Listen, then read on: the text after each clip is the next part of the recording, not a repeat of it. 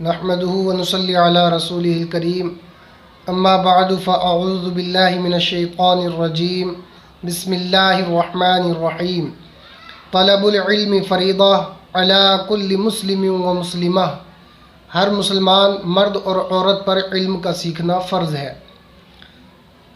جیسا کہ قاعدہ نمبر 8 میں ہم نے کھڑا زبر کا سبق پڑھا تھا اور قاعدہ نمبر 9 میں کھڑی زیر کا سبق پڑھا تھا، اور آج قاعدہ نمبر 10 میں الٹے پیش کا سبق پڑھیں گے۔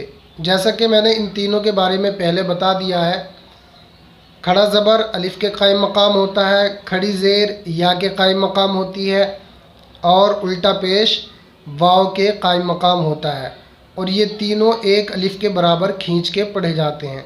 تو چلیے شروع کرتے ہیں، میرے ساتھ پڑھیں۔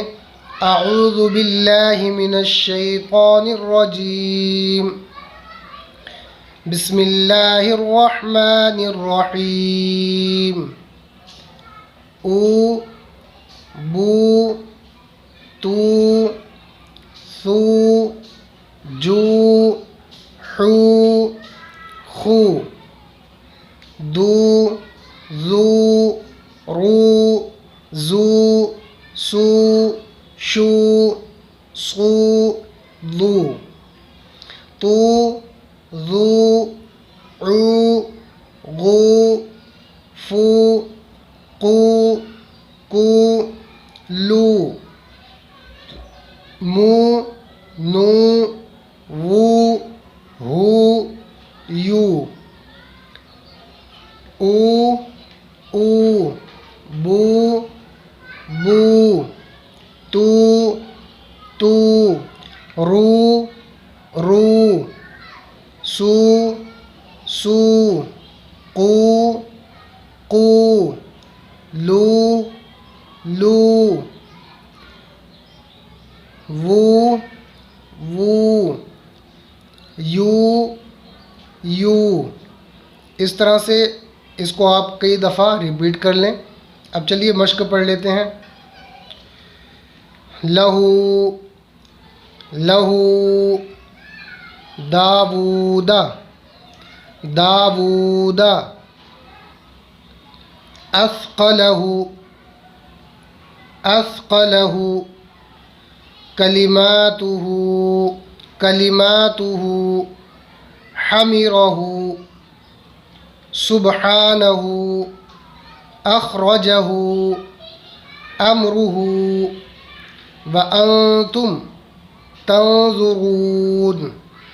اب یہاں آپ کو سمجھنے کی ضرورت ہے، یہ نون ساکن ہے اور اس سے پہلے الف پر زبر ہے، اور یہاں تا پر پیش ہے۔ تو ہمیں اس چیز کا دھیان رکھنا ہے کہ جہاں نون ساکن ہو اس سے پہلے اور بعد میں کون کون سے لفظ ہیں۔ ٹھیک اسی طرح سے ہمیں اس کو اکفا کر کے پڑھنا ہے۔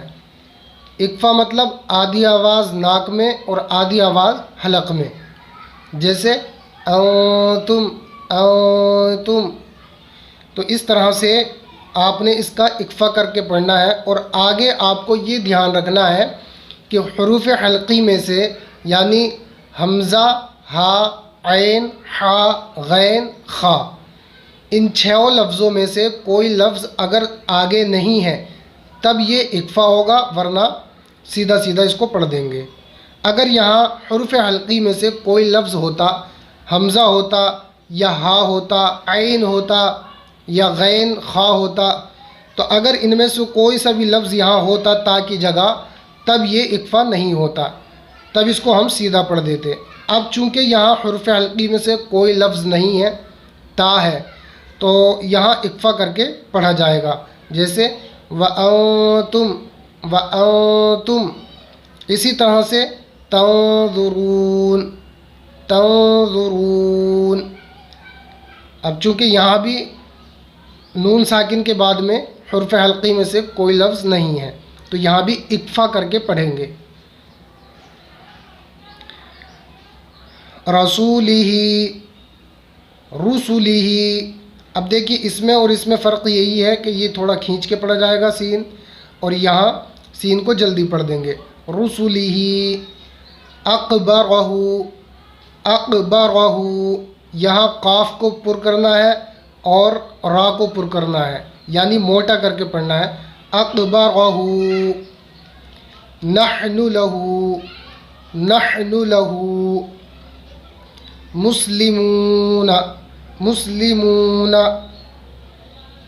فیہ ابراہیم، یہاں را کو کھینچیں گے اور ہا کو کھینچیں گے. ابراہیم و اسماعیل، یہاں میم کھینچے گا اور عین کھینچے گا. و اسماعیل و اسحاق، و اسحاق، یہاں بڑا ہا اور قاف ان دو کا خیال رکھنا ہے. تو اس طرح سے یہ قاعدہ نمبر 10 مکمل ہو گیا، اس کی مشق بھی مکمل ہو گئی. اب چلیے آپ کو چند الفاظوں کا مخرج بتاتے ہیں. دیکھیے یہاں ہمیں 3 لفظوں کا مخرج دیکھنا ہے کہ یہ کہاں سے نکلتے ہیں. سب سے پہلے ہم لکھیں گے سا، یہ ہو گیا سا. اس کے بعد لکھیں گے ذال، اس کے بعد لکھیں گے ذا، یہ ہو گیا ذا. سا، ذال، ذا، ان تینوں لفظوں کا ایک ہی مخرج ہے، یعنی یہ ایک ہی جگہ سے ادا ہوتے ہیں. سا، ذال، ذا، یہ ادا کیسے ہوتے ہیں؟ جیسے مان لیجئے یہ ہمارے اوپر کے دانت ہیں، اوپر کے دانت، تو ان دانتوں کا کنارہ، نیچے والا سرا اور زبان، زبان کا سرا، یہ ہماری زبان اور اس کا یہ سرا، جب ہم سرا زبان کو اوپر کے دانتوں کے سرے سے لگائیں گے تب یہ لفظ ادا ہوں گے. جیسے سا، ذال، ذا، سا، ذال، ذا، اس طرح سے ان کو ہمیں ادا کرنا ہے. یہ ذہن میں رکھیں کہ سرا زبان اوپر کے دانتوں کے سرے سے مل کر کے یہ الفاظ ادا ہوتے ہیں. تو آپ اس کو بھی ضرور یاد کریں، اور امید کرتا ہوں کہ آپ پچھلا سبق ضرور یاد کر رہے ہوں گے. تو چلیے چلتے ہیں، آج کے لیے اتنا کافی. اگلے ویڈیو کے لیے اجازت دیں، تب تک کے لیے خدا حافظ.